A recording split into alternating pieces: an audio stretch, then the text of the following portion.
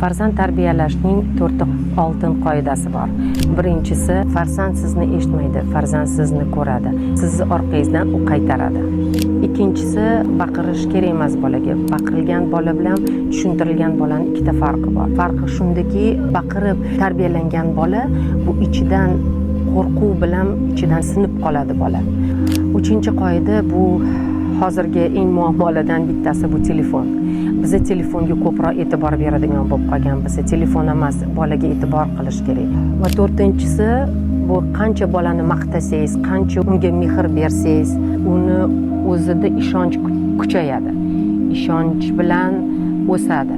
U mehri ko'pi bo'lmaydi.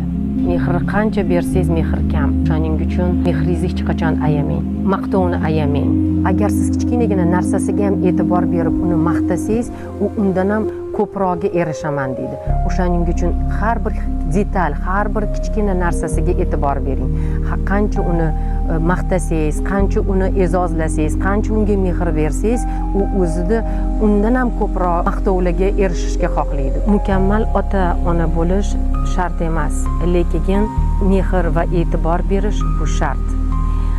Har kuni agar 10 daqiqa e'tibor bersangiz, uni natijasini kelajakda ko'rasiz.